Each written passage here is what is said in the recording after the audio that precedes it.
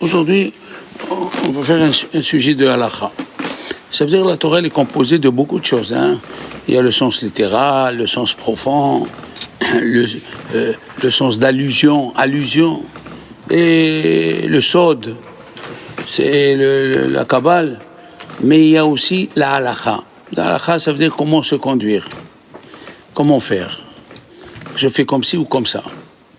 Ok, je fais comme ci ou comme ça.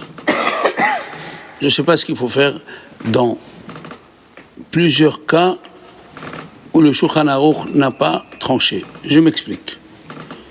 Jusqu'en 1535, Rabbi Yosef Karo, il est monté à Tzfat. Il était un des réfugiés espagnols qui a été renvoyé par Isabelle la catholique et Ferdinand d'Aragon. Il est arrivé à Tzfat. J'essaie de faire le minimum d'histoire pour essayer de faire le cours. Et lui, qu'est-ce qu'il a fait? Il a vu qu'après la destruction du temple, chacun suivait le rav de sa ville. Le rav de la ville disait comme ci, le rav d'une autre ville il dit comme ça. Et le problème, il est là que on avait l'impression qu'il y avait plusieurs lois, plusieurs Torahs. Qu'est-ce qu'il a fait? Rabbi Yosef Karo, il a une idée de génie. Enfin, toute idée qu'on a, elle est prévue par là-haut, puisqu'on ne peut même pas lever le petit doigt si c'est pas décidé par là-haut. Qu'est-ce qu'il a fait? Il a vu qu'il y a 3 grands rabbins que tout le monde les suit. Il y a Arif, Rabbi Yitzhak el-Fassi. Pourquoi on l'appelle el-Fassi? Il était de la ville de Fès, tout simplement, au Maroc, en l'an 950. Rabbi Yitzhak el-Fassi, il a écrit des halachot. Ça veut dire que j'ajoute un petit détail. Nous avons le Talmud Babli, mais le Talmud Babli, plusieurs fois, il ne dit pas qu'est-ce qu'il faut faire. Et Arif a écrit ce qu'il faut faire. Arif, Rabbi Yitzhak el-Fassi, qui habitait Fès, en l'an 900. Si vous voulez savoir un peu plus, il est mort en Espagne, dans la ville de Valencia. Ok. Après lui, il y a 850 ans en arrière, il y a eu Arambam. Arambam, Rabbi Moshe Bar Maimon. Qui c'est qui n'a pas entendu le mot Maïmonide? Il y a même sa statue à Tolède. Ils ont cru nous rendre service, on n'a pas le droit d'avoir des statues. Bon, lui, il a statué, pour rester dans le... il a statué les halachot, ce qu'il faut faire. Maïmonide, le jour où il a fini ses écrits sur la halakha, qu'est-ce qu'il faut faire dans tous les domaines de la Torah, il est arrivé de son père avec un monsieur vieux qui est venu. Et lui, il lui a dit dans le rêve à son père, qui c'est ce monsieur? Il a dit, c'est Moshe Rabbeinu. Moshe Rabbeinu est venu te féliciter sur le livre que tu as écrit. Il a raconté ça à Rambam, à ses enfants. Et ses enfants, il s'est sorti une phrase que nous connaissons, que vous allez apprendre comme j'ai appris, puisque nous sommes que des transmetteurs, on n'a pas le droit d'innover. Ils ont sorti une phrase, Mi Moshe, Ad Moshe, Lokam Ke Moshe. Lokam Ke Moshe, c'est un passouk qui est écrit dans la Torah. De Moshe Rabbeinu jusqu'à Moshe Bar Maimon, personne ne s'est levé et a codifié la Torah comme lui. Mi Moshe, Ad Moshe, Lokam Ke Moshe. Après, il y a eu un troisième qui a été, on va dire, il y a 7 siècles, Harosh. Harosh, c'est Rabbeinu Asher. Rabbeinu Asher. Lui, il était ashkénaze. Il était avec son rave, puisqu'il faut avoir un rave, il faut s'attacher à un rave. Et son rave, c'était Rabbi Meir de Rothenburg, une ville en Allemagne, Rothenburg. Rabbi Meir de Rothenburg, les goïms l'ont pris, pour pas changer d'histoire, ils l'ont pris, ils l'ont mis dans un cachot. Et ils ont demandé une somme invraisemblable, on va dire 1 million d'écus d'or. Ils sont venus ses élèves, parmi eux à Roche, et ils ont dit, on veut te sauver. On veut te sauver. On veut te libérer. Et il leur a dit, peux être mistaref? Ouais, il leur a dit,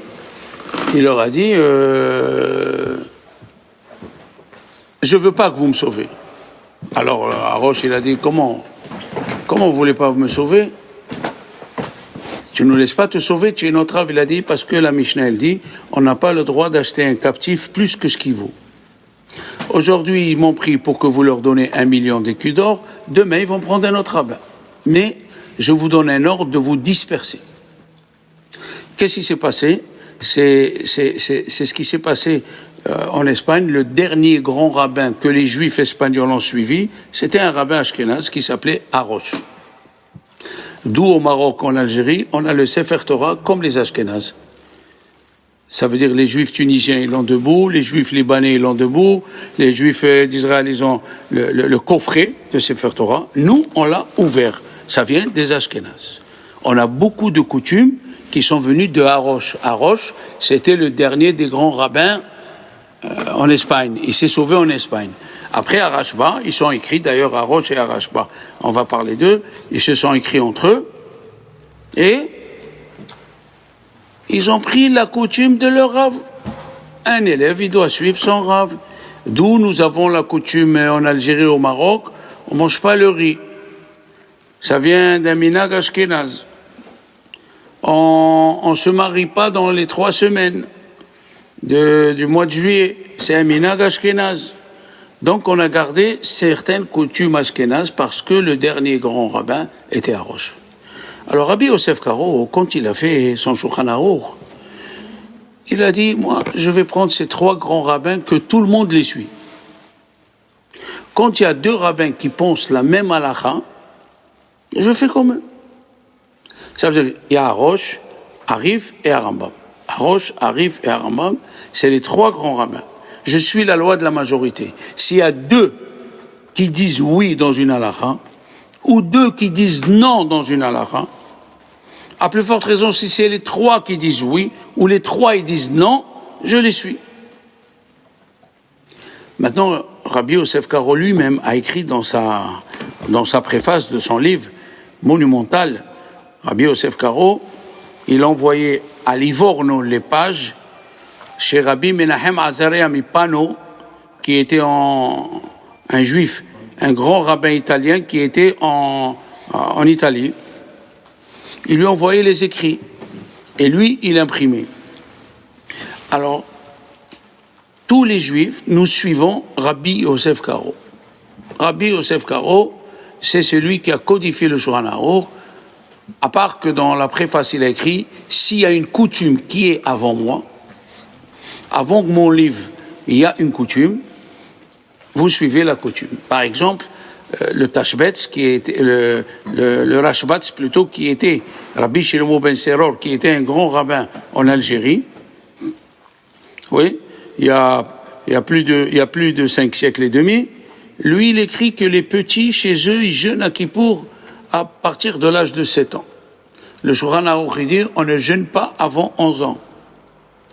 Mais, puisque c'est écrit dans le Rashbatz, qui était avant le Shulchan Aruch, certains juifs dans ma communauté aussi, qui sont d'Algérie, de Constantine, leurs enfants, ils jeûnent à l'âge de 7 ans, contre l'avis du Shulchan Aruch, mais Rabbi Obadia Yosef, Zichrono Bracha, lui-même, il amène que s'ils ont l'habitude, ils continuent dans leur habitude.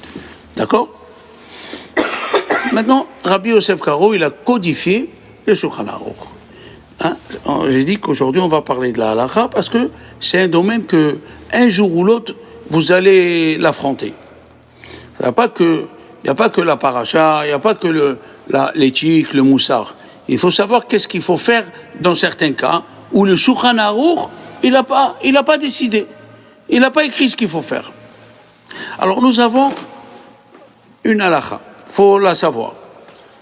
Et là, vous allez l'enregistrer dans votre tête et dans vos écrits. Safek de oraita la khumra, safek de rabanan la kula. Qu'est-ce que ça veut dire? La Torah en araméen s'appelle oraita. Il y a le mot or. Donc, quand tu as un doute, qu'est-ce qu'il faut faire? Et le doute, il est sur un issour de oraita, sur quelque chose qui qui concerne la Torah, ça fait que des Horaïta, la Khumra, tu dois être sévère. Ça fait que des Rabbanan, quand tu as un doute sur une chose des Rabbanan, oui, alors tu suis la tolérance. On va essayer de développer ça. D'accord? Ça ne veut pas dire qu'il ne faut pas faire attention aux choses des Chachamim, pas du tout. Celui qui fait, Amezazel bintilat yadaim, la Gemara dit dans Brachot, celui qui ne fait pas attention de faire netila avant de manger le pain, hayav mita. C'est très simple. Les mots, ils sont simples. Il est condamné par là-haut. Il est condamné à mort par là-haut. Même ce qu'ils disent Chachamim, c'est très important. Amezalzel bintilat yadaim, hayav mita. Alors, revenons au Rachbast, à la Shalom, à Rabbi Shlomo ben Seror, qui a demandé la question. Alors pourquoi on dit ça fait que des Rabbanan la Kula? Si même les paroles des Chachamim, ils sont aussi importants que celui qui les transgresse, il est chayav mita. Pourquoi on dit, si tu as un doute dans les paroles des Chachamim, il faut être tolérant. Et pourquoi?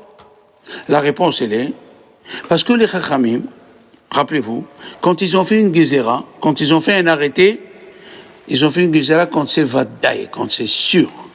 Mais quand c'est un safek, ils n'ont pas fait de gezera. La Torah nous a dit, si tu as un doute, est-ce qu'il faut faire ou il ne faut pas faire? Là, tu suis la sévérité. D'accord? Mais si c'est des rabbanan, par exemple les berachot, les bénédictions, ils sont des rabbanan. Vous savez qu'on a deux Talmuds. On a le Talmud Babli, qui a été fait en Babylonie, et on a le Talmud Yerushalmi, qui a été écrit à Tiveriad avec Rabbi Yochanan et Resh Lakish. C'est Rabbi Yochanan et Resh Lakish qui ont écrit le Talmud Yerushalmi. Et dans la Masechet Brachot, le premier daf, c'est écrit toutes les bénédictions, ils sont des Rabbanan, sauf Birkat Hamazon qui est Minatora, que si tu as un doute, il faut refaire. C'est écrit clairement. La première page de Talmud Yerushalmi, c'est écrit tous les brachot, ils sont des Rabbanan, sauf Birkat Hamazon qui est Minatora, que si tu as un doute, il faut refaire. Par exemple, tu as mangé et tu t'es rassasié. J'ai bien précisé, tu t'es rassasié. C'est-à-dire, tu as mangé du pain comme il faut, hein, la baguette française, bon, tu t'es laissé entraîner, ou du bon pain complet, comme ça, et après, tu as un doute, on est 2 heures après le repas, et tu as un doute, est-ce que j'ai fait Birkat Hamazon ou non? Alors, tant que tu n'as pas faim, en général c'est 3 heures après que tu aies fini de manger, tant que tu n'as pas faim, il faut refaire Birkat Hamazon. Pourquoi? Parce que la Birkat Hamazon, elle est écrite dans la Torah. Ve'achalta, même dans le schéma que vous faites tous les jours, Ve'achalta, Ve'savata, tu as mangé et tu t'es rassasié, Ve'achalta, Ve'savata, ou Birachta, et tu as fait une bénédiction. Tu dois bénir. Donc le Birkat Hamazon, il est Minatora. Question subsidiaire entre parenthèses, est-ce que je dois me rassasier que du pain ou du manger avec du pain? C'est une question qu'ils ont demandé l'année dernière à Rabbi Yitzhak Yosef Shalita, le grand rabbin d'Israël, et il a amené une preuve qu'un grand rabbin d'Espagne, il a écrit son commentaire sur la Gemara, Rabbi Aaron Alevi. Je suis parti voir, et c'est écrit, si tu manges 60 grammes de pain ou 30 grammes de pain, avec des pommes de terre ou de la soupe ou de la viande et des haricots verts ou des petits pois, et avec tout ça tu t'es rassasié, eh ben c'est comme si tu as mangé que du pain. Donc si 3 heures, tu es dans les 3 heures après ce que tu as mangé, et tu as un doute si tu as fait Birkat Hamazon ou non, tu dois refaire. D'accord? Retenu. Maintenant, les berachot, qu'est-ce qu'on dit? Ça fait que des Rabbanan la Kula. Si j'ai un doute dans les paroles de Chachamim, je suis la tolérance. Mais la question, elle est qu'on a une autre règle qui s'appelle Sabal. C'est quoi le mot Sabal? Safek berachot leakel. Si tu as un doute dans la bénédiction, tu refais pas. Pourquoi on doit inventer le mot Sabal? Comme ça, il pose le Sidi Hamed, Rabbi Hizkiyahu Medini, pourquoi tu dois inventer le mot Sabal alors que tu as déjà la règle générale Safek Berachot Leakel? Hein? Quand j'ai un doute dans les paroles des Chachamim, Safek des Rabbanan la Kula. Alors, pourquoi je dois inventer une autre règle Safek Berachot Leakel? Il répond comme ceci. Même si on dit Safek des Rabbanan la Kula, quand tu as un Safek dans les Chachamim, tu veux être tolérant. Et si quelqu'un veut être sévère, quelqu'un personnellement, il veut être sévère dans les paroles des Chachamim, il a droit. Il a droit. Mais dans la bracha, on a inventé une autre règle qui s'appelle Safek Berachot Leakel. Pourquoi? Parce que on a peur de quelqu'un qui va faire bracha le batala. Alors rappelez-vous, bracha le batala, ça veut dire une bracha en vain. Et une bracha en vain, le Shulchan Aruch, Rabbi Yosef Karo, il a écrit dans le Siman Resh Tet Vav 215.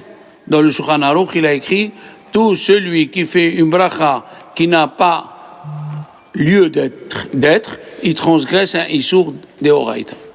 Ça veut dire quand la Torah elle a dit ne prononce pas mon nom en vain, c'est aussi si tu fais une bracha en vain. Si on fait une bracha levatala, est-ce que après qu'on se soit rendu compte, on dit Baruch Shem Kevod? Oui, mais la question elle est qu'est-ce qu'on a fait quand on a fait une bracha en vain? On a transgressé un issour minatora ou un issour d'Oraita? Issour d'Oraita ou issour de Rabbanan? On a fait issour d'Oraita. On a transgressé comme c'est pire que tu as mangé du cochon. C'est pire. Pourquoi? Parce que les Chachamim ils disent la terre elle a tremblé quand Dieu il a dit, la terre elle a tremblé quand Dieu il a dit ne prononce pas le nom de Dieu en vain. Je sais pas juste tu dis le nom de Dieu, je dis Havaya, on a le droit de dire Havaya, mais pas dans l'ordre Yud Ke Vav Ke. Faut faire très attention. Hein, surtout, faut pas dire les témoins de, faut pas aller plus. Plus, c'est les noms de Dieu en vain. Hein? Faut pas dire le nom qu'ils ont inventé en français. Même en français, c'est assourd de dire le nom de Dieu. Même la ville, ils ont demandé à Rav Eliashiv, même la ville de Bet-Kel, il faut dire Kel. Bet-Kel. Parce que Kel, c'est un nom de Dieu. Vous vous rendez compte jusqu'où ça va? Alors, il y a qui ont voulu dire que même le Rambam, il pense que dire une bracha en vain, c'est pas minatora. Il y a qui ont voulu dire que le Rambam, il pense que même une bracha en vain, c'est pas minatora. Mais c'est faux. Pourquoi? Parce que à Rambam, il a des responsables. Qu'est-ce que c'est des responsables? C'est des questions qu'on lui a posées et il a répondu. Et dans ces responsables, il a écrit dans la responsa 106 que celui qui fait une bracha en vain, c'est comme s'il il a transgressé l'interdiction de Chachamim, l'interdiction de la Torah, ne prononce pas mon nom de Dieu en vain. Pas seulement jurer avec le nom de Dieu en vain, c'est grave, mais même le nom de Dieu aussi, Yud Ke Vav Ke, de le dire, c'est aussi assourd, mais même faire une bracha, Baruch Ata Hashem Elokeinu Melech HaOlam, ça aussi c'est assourd. Donc c'est pour cela que si tu as un doute, est-ce que tu as fait la bracha ou non, tu refais pas. Pourquoi? Parce que dans le sens où tu l'as déjà faite, ce que tu es en train de faire, selon les Séfaradim surtout, selon le Rambam et le Shulchan Aruch, ça s'appelle que tu as fait une bracha en vain. Et faire une bracha en vain, c'est min à Torah. C'est min à Torah. Il faut faire très, très, très attention. Une fois, Rabbi Ovadia Yosef, c'est de lui que nous parlons. Rabbi Ovadia Yosef, c'est le rabbin qui a écrit le plus de livres dans la halakha dans le monde. Ça veut dire qu'il y a eu beaucoup de rabbins qui ont écrit des responsables. Mais Rabbi Ovadia Yosef, Zichrono Bracha, il a écrit 54 livres dans la halakha. Il connaissait tout. Il comprenait vite.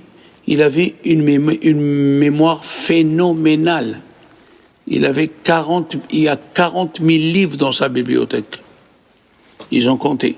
Donc il connaît tout. D'accord? Et qu'est-ce que tu voulais intervenir? Oui, parce que nous, ça nous est arrivé une fois, Shabbat. On a fait donc le repas avec Motsi, Netilat Tava. Et après, je sais pas, on a oublié de faire Birkat Hamazon. Birkat Hamazon. Alors, Et si tu es dans les 3 heures, voilà. voilà, tu savais pas. Bon, je sais plus vraiment, c'est 3 heures. Si on 3 heures, parce que après 3 heures, la digestion, elle est faite. D'accord. Et après, il faut remanger pour refaire la... Non, faut pas remanger. Mais tu refais plus Birkat Hamazon.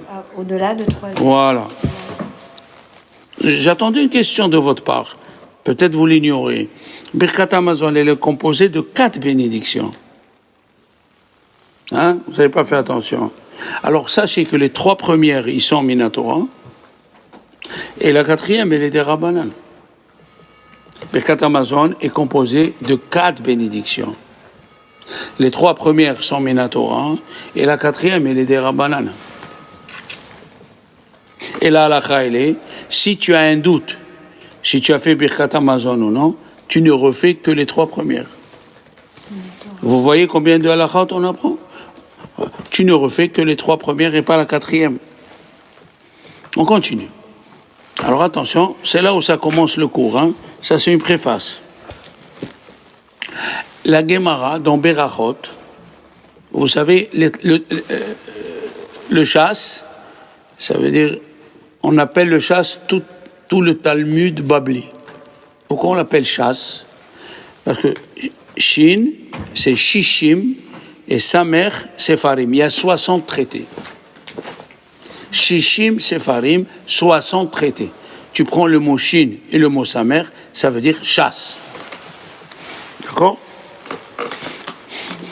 Et les rabbins qui étaient avant Rashi, on les appelait Géonim, Gaon, génie. Pourquoi on l'appelait Gaon?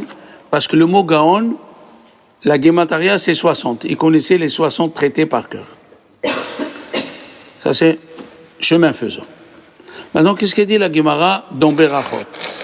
Kol ha'anehene min ha'olam hazeh belo bracha ki'ilu ma'al. Tout celui qui profite de ce monde sans bénédiction, c'est comme s'il a profité quelque chose du Beth Amikdash sans permission. Hein? C'est un vol. C'est un vol, maquillé.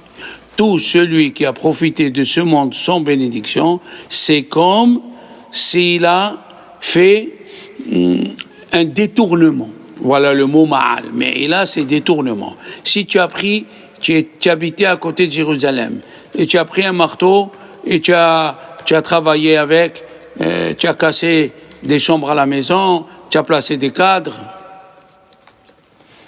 et après tu vois en bas du marteau, c'est écrit Beth Amikdash, ça appartient au temple.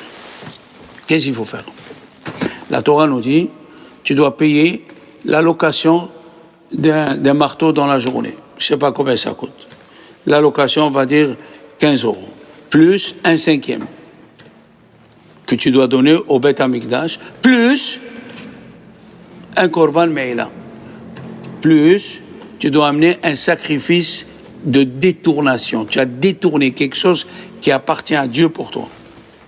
Ça s'appelle détourner. Et là, la Gemara, elle a dit, tout celui qui profite de ce monde sans bénédiction, c'est comme s'il a fait une me'ila. Une me'ila, ça veut dire que tu as détourné quelque chose qui appartient à Dieu.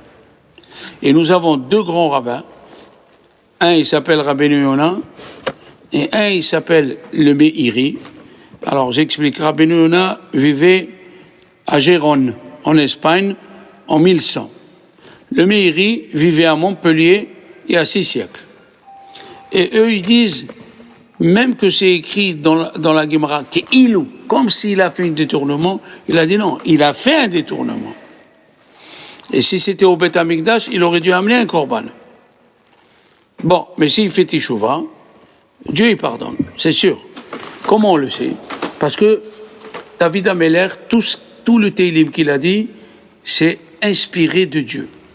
Ça veut dire quand il sortait une phrase, c'est Dieu qui lui mettait la phrase dans la bouche. Et qu'est-ce qu'il a dit? Il a dit cette phrase que vous lisez tous dans le Teilim et à Rosh Chodesh. La Shema Ares Umloa. La terre appartient à Dieu et tout ce qu'elle contient. Et de l'autre côté, c'est écrit Vea Ares Natan Livnei Adam. Et la terre, Dieu l'a donnée aux êtres humains. Alors, elle appartient à Dieu ou elle appartient à nous? Comme ça, il demande la Gemara. La Gemara répond, là, c'est avant la bracha, et là, c'est après la bracha. Qu'est-ce que ça veut dire? Avant la bracha, ça appartient à Dieu. Et après la bracha, quand tu prononces la bracha, elle est à toi. Donc, c'est pour ça que c'est écrit que celui qui mange son beracha, c'est comme s'il a fait un détournement. Tu as pris quelque chose qui appartient à Dieu. C'est pas à toi. C'est pas à toi. Maintenant, si j'ai un doute, je suis en train de manger une pomme et j'ai eu un téléphone. Aujourd'hui, on est marié avec la femme et le téléphone. Tu parles, tu fais tes devoirs, le téléphone, il sort, c'est papa, c'est maman, hop, tu prends, tu parles. Après 1 heure, tu arrêtes de parler, tu te dis, est-ce que j'ai fait la bracha sur la pomme? Je refais ou je refais pas? Ou tu es en train de prendre un café et tu as eu un téléphone et tu sais pas si après que tu as fini la discussion, tu sais pas, des fois tu as mal dormi, la tête est un peu alourdie, tu sais pas si tu as fait la bracha ou non. D'accord? Il y a 2 grands rabbins. Le Abed, c'est Rabbi Akiva Iger. Rabbi Akiva Iger, c'est un rabbin qui était entre 18e siècle, 1740 et 1820. Et lui, ses réflexions sont retenues dans tout le monde de la Torah. Et lui, il dit cette phrase. Tu sais pas si tu as fait la bracha ou non? Arrête! Ne mange plus. Comme ça, il dit. Il n'y a pas que lui. Ne mange plus. Pourquoi? Parce que si tu continues à manger, tu n'as pas fait la bracha, c'est comme si tu as volé à Dieu. Alors pourquoi rentrer dans ce problème? Arrête de manger. Sors de la maison, va voir quelque chose d'autre et reviens. D'accord? Pourquoi? Parce que tu profites. Un autre rabbin, il est parti encore un peu plus que nous. Le Tvachor, Ava Shalom, Rabbi Alexander, un grand rabbin qui était au temps de Rabbi Akiva Iger. Et lui, il dit, si tu as un doute et tu veux continuer à manger, fais la bracha. Pourquoi? Parce que comment tu vas continuer à manger alors sur chaque manger que tu vas manger, c'est peut-être tu es en train de voler Dieu. Qu'est-ce qu'on pense nous, les séfarades? Les séfarades, on pense, tu continues à manger sans bracha. Pourquoi? Parce que la bracha, elle est des rabbanan. La bracha, elle est pas minatora. C'est les chachamim qui ont décidé, et eux ont institué que quand tu as un doute, ne prononce pas le nom de Dieu. C'est eux qui ont institué. Et on va amener plusieurs exemples sur ça. Alors, mes chers amis, la Gemara, elle dit mat'emet. C'est quoi le mot mat'emet? Ce cours, il faut le répéter parce qu'il y a beaucoup de choses. Mat'emet, c'est tu veux goûter le plat. Tu as un mari, il a un bec fin. Et même toi-même. Pour toi-même, tu veux goûter, voir s'il manque du sel ou il manque pas du sel. Comme la veille de Shabbat, c'est une mitzvah de goûter ce que tu as préparé. C'est une mitzvah. Moi, j'ai pas le temps parce que je vais 1 heure avant. Mais il faut goûter. Il faut goûter si c'est bon, si c'est pas bon. Rabbi Yonatan Bishi, s'il était petit, il connaissait toute la Torah. Déjà à 13 ans, il connaissait tout. Il allait goûter, mais il goûtait et il remplissait son assiette. Alors sa mère, elle lui a dit, oh, c'est écrit, To'amea ha'im zachu, To'amea. Ceux qui goûtent, c'est bon. Il a dit, maman, continue la phrase. Vegam ohavea gedola baharu. Et ceux qui l'aiment, ils prennent un gros morceau. C'est une mitzvah. C'est une mitzvah de goûter les plats que tu fais. Donc ça s'appelle mat'emet. Alors, est-ce que goûter, il faut faire la bracha ou non? Question.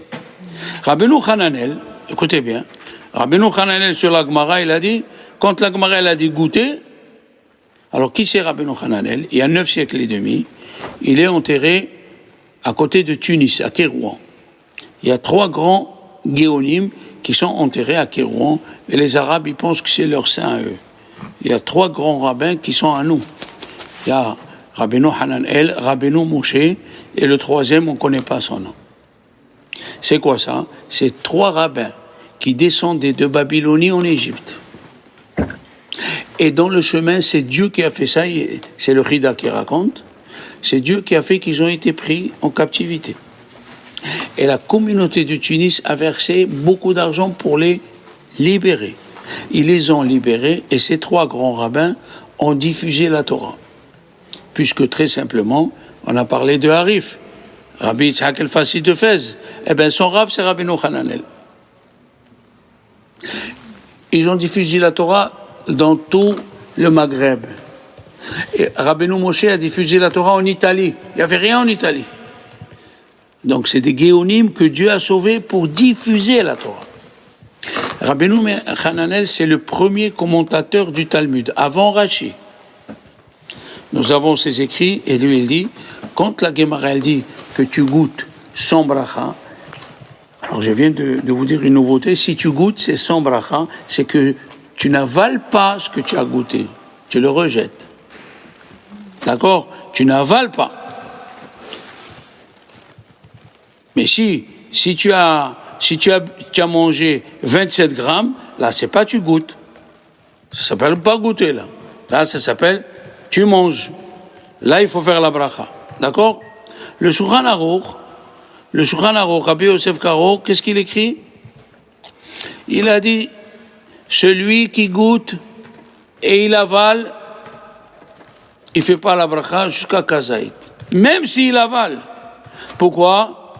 Parce que Harif et Arambam et Arosh, ils disent même si tu avales. Donc tu vois que quand les Chachamim ils ont dit il ne faut pas faire la bracha, tu ne fais pas. Même si tu avales. D'accord? Quelle est la différence avec celui qui prend un bout de réglisse? Tu fais la bracha.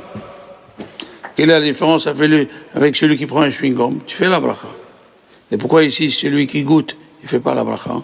Qu'est-ce qu'on a dit il y a 5 minutes? Tout celui qui profite de ce monde, il a l'intention de profiter. Quand tu manges un bout de réglisse, tu as l'intention de profiter.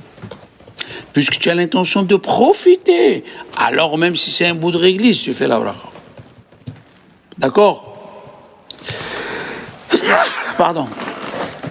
Tu fais la bracha. Mais quand tu goûtes, tu ne veux pas profiter.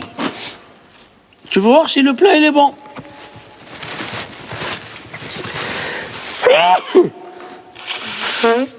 Pardon. Ça, c'est la première preuve. La deuxième preuve, onen. C'est quoi un onen? C'est quelqu'un qui a perdu un proche, qu'il faut prendre le deuil, et jusqu'à l'enterrement, il est patour de tous les mitzvot. Assez, tous les mitzvot positifs. Les mitzvot négatifs, non. S'il est mort, un proche vendredi, et il enterre dimanche, Shabbat, il n'y a pas de deuil. Il doit faire toutes les bénédictions et tous les téphilotes. Et la téphila de samedi soir, il l'a fait samedi après-midi, une demi-heure avant la sortie de Shabbat. Je répète, quelqu'un qui a perdu un mort vendredi, ou un mort Shabbat, ou Yom Tov, la veille de Yom Tov ou Yom Tov. Ils vont l'enterrer qu'à la sortie de Yom Tov ou qu'à la sortie de Shabbat. Shabbat, il n'y a pas de deuil. Il doit faire tous les tefilot et tous les berachot. Mais la prière de samedi soir, il doit la faire pas à la sortie de Shabbat, il l'a fait une demi-heure avant la sortie de Shabbat. D'accord? Même s'il a donné, écoutez bien, même si dimanche il a donné le corps du défunt à ceux qui s'occupent, comment on appelle ceux qui s'occupent des morts? La Hevra Kadisha, l'association sainte, la Hevra Kadisha, il a donné, il n'est pas tour de faire la bracha. Parce qu'il y a qui disent, c'est des jeunes rabbins qui n'ont pas encore l'expérience, ils disent, s'ils ont donné le corps à ceux qui s'occupent, et il veut boire de l'eau, il doit faire bracha. C'est faux. Même si tu as donné, il n'est pas encore enterré, la tête du monsieur, elle est avec le défunt. Il n'est pas tôt de faire la... Mon père, il est mort Shabbat. Jusqu'à lundi matin où je suis parti en Israël. Donc j'étais dans l'avion, on m'a servi à manger, j'ai pas fait la bracha. Je fais Netila, mais sans bracha. J'ai pas fait la tefila. J'ai pas mis les tefilines. On est dispensé jusqu'à après l'enterrement. Et dit Rabbi Ovadia Yosef, s'il a enterré, admettons, à 2h de l'après-midi, faut faire les birchot à Shahar à 2h de l'après-midi. Après l'enterrement, faut faire birchot à Shahar. D'accord? Quand même, c'est assaut. Et le onen, il n'a pas le droit de manger de la viande ou du vin jusqu'à l'enterrement. J'ai dit jusqu'à l'enterrement. Après l'enterrement, ça dépend des coutumes. Les Yéménites, ils mangent la viande et ils boivent le vin. Les Juifs du Yémen, comme à Rambam. À Rambam, il dit, l'endeuillé peut manger la viande et le vin. Nous, les Séfarades, qui sommes du Maghreb, c'est une coutume, c'est pas une halakha. Une coutume, on ne mange pas de viande, ni on ne boit pas de vin pendant la semaine qu'on est en deuil. D'accord? On ne mange pas de viande. Et il y a qui boivent du vin. Mais qu'est-ce qu'on voit? Qu'il n'est pas tôt de faire la bénédiction. On ne dit pas qu'il loue mal. C'est comme s'il a profité de ce monde sans bénédiction. On ne dit pas ça. Alors il y a une halakha, puisqu'on est dans ces halakhot, apprenez. Quelqu'un qui a perdu un proche, et disons, on l'a perdu mardi. Donc Shabbat, on l'a dit, il doit se changer le haut, c'est-à-dire le costume, les chaussures, mais le tricot de peau, tant qu'il n'est pas sale, le talit katan, il ne le change pas. Les dessous, il peut changer. Une femme qui est plus délicate qu'un homme, elle peut changer le haut et le bas. Mais attention, quand est-ce qu'on se change pour Shabbat, l'endeuillé? Juste après Minha. Il y a des gens, ils ne savent pas la halakha, ils se changent à midi. C'est pas ça la halakha. Il faut se changer, même si tu as fait Minha de bonne heure, tu amènes avec toi les habits de Shabbat, les chaussures de Shabbat à la synagogue, et quand tu finis Minha, il dit Rabbi Yitzhak Yosef Shalita, tu rentres aux toilettes et tu te déshabilles et tu te changes. D'accord? Et tu peux manger la viande, bien sûr, et le vin, parce que c'est Shabbat. Qu'est-ce qu'on voit d'ici? Que c'est comme c'est les Chachamim qui ont institué les berachot, dans certains cas, ils ont dit, on ne fait pas la beracha. Deuxième preuve. D'accord? Quelqu'un qui est au milieu du repas. S'il est avec des gens, comme Shabbat, avec ton mari ou avec ton père, ta mère, tu sors au milieu du repas, tu vas dans une autre chambre. Et tu réponds au téléphone. Shabbat, non. Mais disons la semaine. La semaine, vous êtes 2 ou 3, et tu as un téléphone, tu dis c'est privé, c'est pour mon travail, excusez-moi. Tu sors, tu vas dans une autre chambre et tu reviens. Tu ne refais pas de bénédiction, tu fais rien. Parce que ceux qui sont ici, c'est eux qui te remplacent. D'accord? Mais si tu es seul, alors là, la Gemara dans Pesachim, la Gemara qui parle de Pesach, la page 101, nous amène une grande discussion intéressante. Écoute bien ça. Rav Chizda dit, tu es sorti au milieu du repas, tu es seul, et tu reviens, tu ne fais pas la bénédiction. Tu ne fais pas la bénédiction. Apprenez. Rav Sheshat, il a dit, tu dois refaire la bénédiction. Et le Tosafot nous ramène une chose vraiment exceptionnelle. Si, au milieu du repas, tu te lèves et tu vas aux toilettes, et tu reviens, est-ce que tu refais la bénédiction ou pas? Voilà le problème. Alors il faut savoir que d'après la halakha propre, tu peux rentrer avec du manger aux toilettes et manger. On le fait pas. Je sais que vous et moi, on est après la coutume. Mais au temps de la Gemara, tu avais le droit de manger. Donc si tu reviens, Rav Chizda il dit, ce n'est pas un issour. Tu refais pas les brachot, puisque tu as le droit de manger potentiellement. Tu l'as pas fait. Tu l'as pas fait parce que c'est pas un endroit où on mange. Ok. Mais si tu avais quelque chose dans la bouche, et tu es rentré aux toilettes et tu as continué à manger et tu reviens, tu refais pas la bénédiction. D'accord? Oui? Comme ça, ils nous disent Chachamim. Comme ça, il dit Rav Chizda. Rav Sheshat, il dit, non. Rentrer aux toilettes et revenir, ça s'appelle un hefsek. Ça s'appelle un arrêt. Ok? Alors,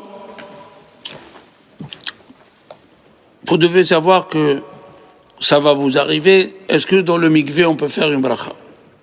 Par exemple, moi, je vais au mikvé, un homme. Je suis dans le mikvé, je veux manger une pomme. Est-ce que je peux faire mon peraït? Alors, ça dépend. Si le mikvé, il est froid, comme à Tzfat, vous n'êtes jamais allé à Tzfat, il faut essayer d'aller à Tzfat. Il y a le mikvé de Harizal. C'est de la neige fondue. Moi, je voulais rentrer, j'ai pas pu. Alors, je suis revenu, j'ai mis le pied. Après, je suis rentré un peu plus avec la cheville.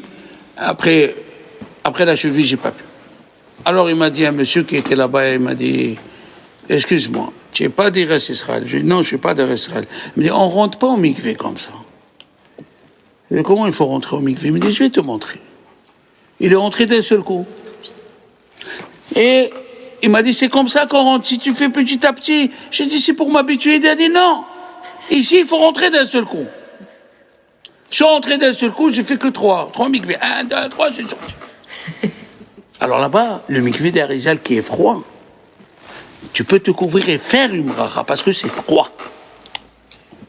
Il dit, Rabbi Ovadia Yosef, mais les mikvaot à nous, ils sont chauds. Et quand c'est chaud, sachez, quand la personne, elle a de l'eau chaude qui vient sur elle, les transpirations des pores, elles sortent. La preuve, vous faites comme ça, essayez de faire une fois comme ça, et vous allez trouver, voilà, des petits fils noirs. C'est quoi ces fils noirs? C'est la transpiration.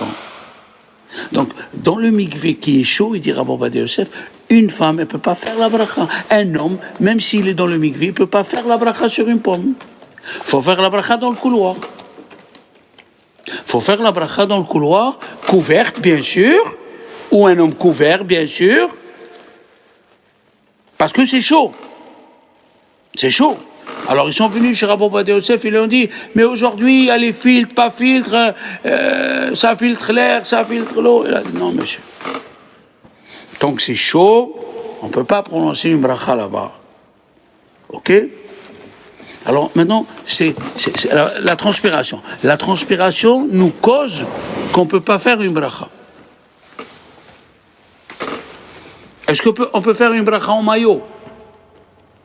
On peut. Pourquoi tu fais ça? On peut, ma fille. On peut faire une bracha en maillot. On ne peut pas prier. Voilà, c'est ça ce que tu as entendu. Prier le cœur découvert, tu ne peux pas. En maillot, tu peux faire une bracha. Tu es à la plage, tu veux prendre un coca glacé. Enfin, un Pepsi Max. Ok? Un Pepsi Max glacé. Tu as le droit, tu fais chez Akol, tu fais. Mais, prier Dieu, il y a une certaine tenue. C'est même allé, la question, elle est même allée, est-ce qu'on peut prier en pyjama? Pour quelqu'un qui n'est pas malade. Ou une chemise de nuit pour une femme.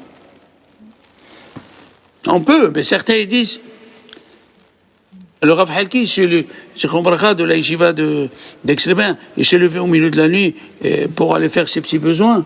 Il mettait le pantalon et les manteaux avant de faire Asher Yatzar.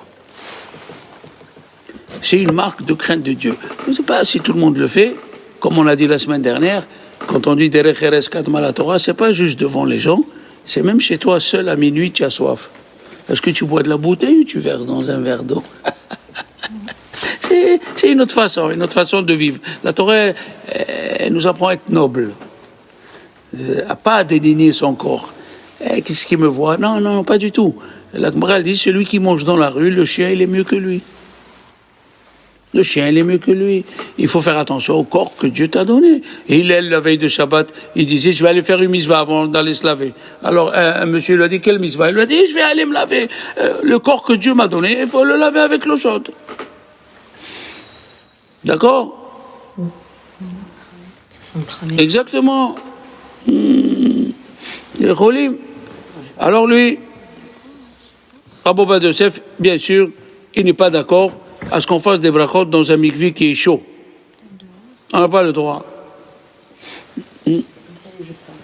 Hein? Vous avez une question? Ça sent brûlé depuis un petit Moi? Moi, je suis enrhumé. Hier, j'étais à la Sina, on m'a invité. Et il y avait j'avais la clim sur moi. D'accord? Voilà, la même chose. Rabbi Ovadia Yosef, le pauvre, Zichrono Bracha, au milieu de sa vie, il est devenu aveugle. Il ne voyait plus rien. Il avait de la peine. Et son fils, il est venu, il lui a dit, moi je reste avec toi et je vais te lire la Guémara et tout. Il a dit, non, il ne faut pas que tu manques au cours. Parce que chacun de nous qui vient au cours, il renforce les autres d'être là. Il renforce les autres d'être là. Alors la même chose. Qu'est-ce qu'il a fait? Il a dit, amène-moi à la tombe de Rabbi Yosef Karo. Ils sont partis dans la tombe de Rabbi Yosef Karo et il a prié là-bas, il a dit, Rabbi Yosef Karo, je me suis tué pour faire que les halachot ils soient comme toi. Redonne-moi la vue. Pendant 8 mois, il ne voyait pas, Rabbi Ovadia Yosef. Il avait de la peine, mais il allait sur la tombe de Rabbi Yosef Karo et après, la vue est revenue sans médicaments, sans rien, et grâce à Dieu, il voyait mieux qu'avant. Dans le cours, quand il faisait le cours, il disait, toi, pourquoi tu n'es pas venu la semaine dernière? Il y avait 400 personnes. Comment il faisait? Je ne sais pas. Et toi? Où tu étais? Et toi? À chacun. Il y a des grands rabbanim qui ont écrit des livres, et ils ont écrit à Rabbi Ovadia Yosef, dis-moi dans quel de mes livres j'ai écrit une halakha comme ça. Le Rav Wosner, il disait à Rabbi Ovadia Yosef, est-ce que tu te rappelles il a écrit 7 livres, il a dit, est-ce que tu te rappelles dans quel volume j'ai écrit ça? Et ça, il lui répondait. Il avait tout photographié. Rabbi Ovadia Yosef. Alors Rabbi Yitzhak Yosef, qu'est-ce qu'il a fait? Il est venu chez son père, parce que son père, il a écrit une halakha, qu'il faut refaire. Celui qui était aux toilettes et il revient, il dit Rabbi Ovadia Yosef, le premier Chazon Obadia qui est sorti, il a dit il faut refaire.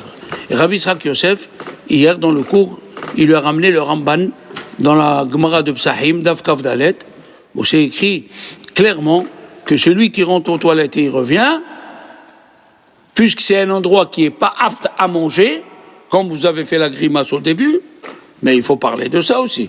Est-ce qu'on peut garder des médicaments aux toilettes? Hein?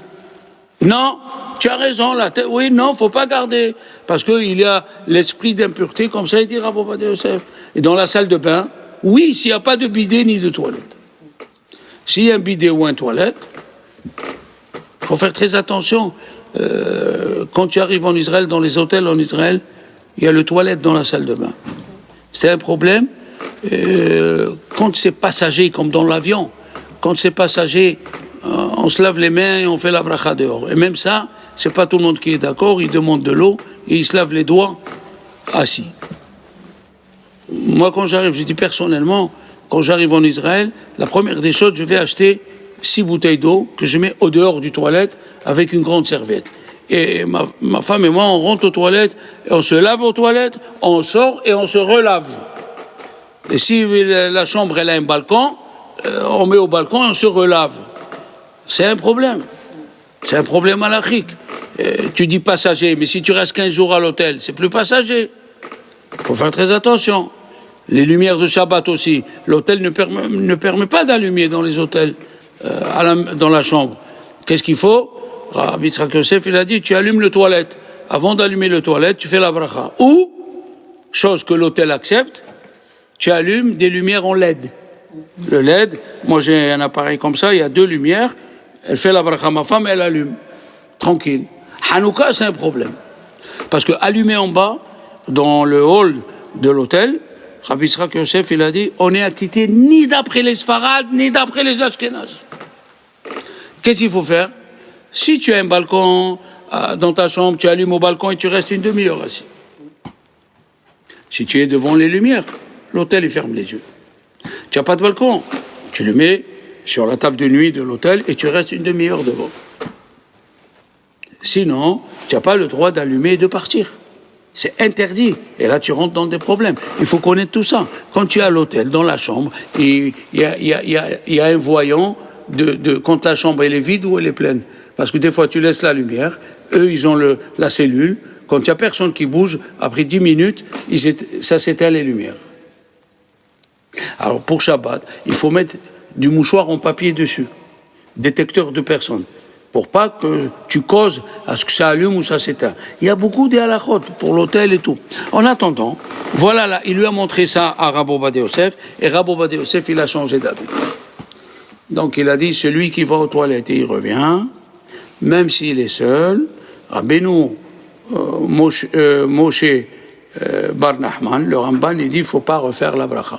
Et nous avons la halakha, ça fait que berachot lehakel. Voilà pour aujourd'hui, mes chers amis.